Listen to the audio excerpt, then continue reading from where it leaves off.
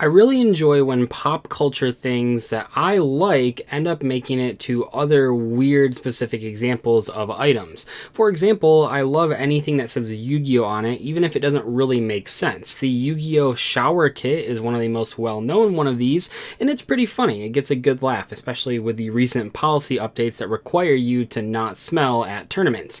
I also really enjoyed the Yu-Gi-Oh cereal. The taste itself was pretty bad, to be completely honest. You might have remembered that video from a while ago, although admittedly it probably tasted not very good because it was 15 years old. The fact of the matter is that even if not all of them are super interesting, and even if some of them are just blatant cash grabs, I really like seeing Yu-Gi-Oh and Yu-Gi-Oh characters and cards on products that I wouldn't normally find them on.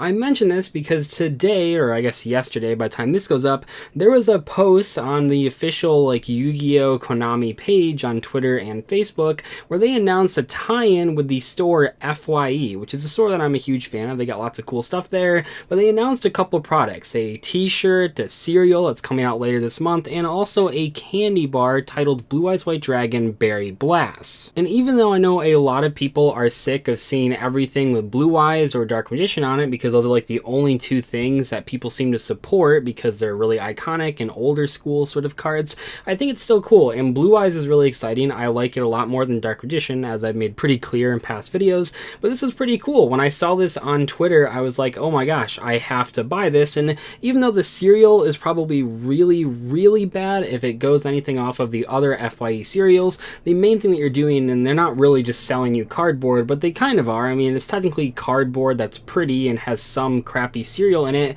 but for the most part, you're buying these items for the novelty. You're buying them because they look cool and they say Yu-Gi-Oh on them, they say Blue Eyes on them.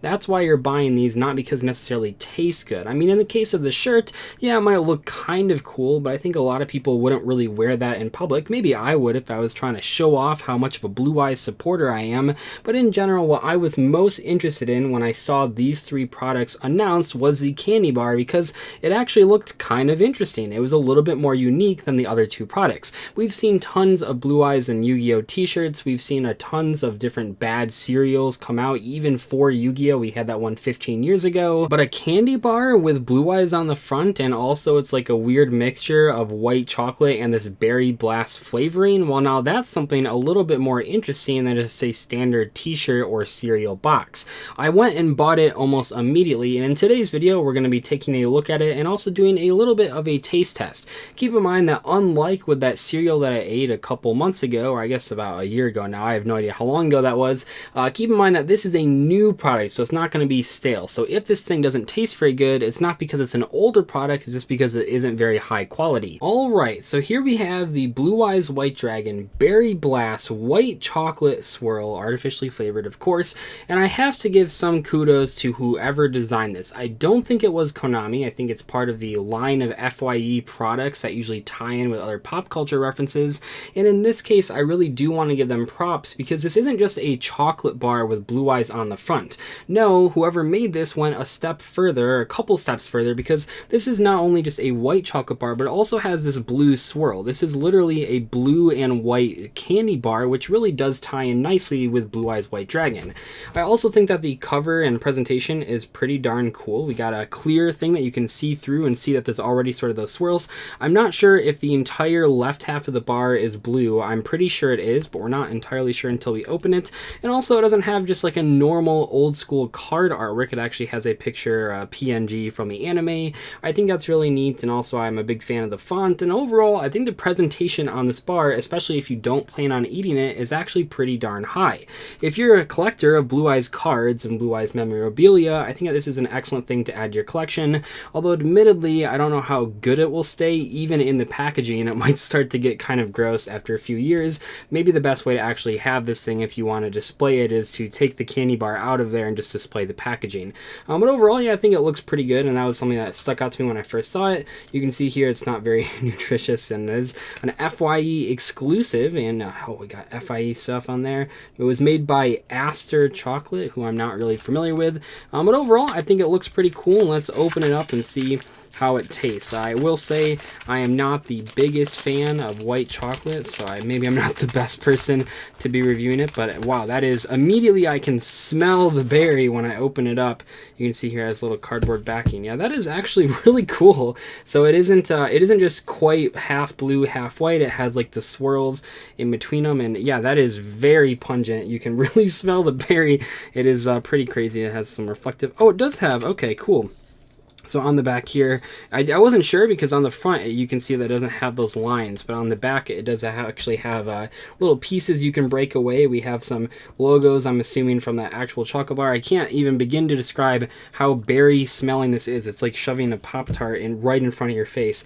I guess the best way to do this would be to try, I mean, I don't know. I don't really like white chocolate too much, but we could try one that's just the berry piece, and then one that's a half and half, and then one that's the white chocolate. I think that's probably like the best way to do this, and we can kind of see here, and it's hopefully it doesn't melt too fast. It is pretty warm in Michigan right now, so I'll try the berry piece first and see how that goes. Yep, that is very, very berry, no pun intended. Oh my gosh, yeah, it's pretty much just like eating I don't know, I think Pop-Tart. Like, you guys have those wild berry Pop-Tarts, which ironically had a Pokemon version, but I think that's like the best way to describe this, is just like that sort of flavor, but in like a chocolatey form.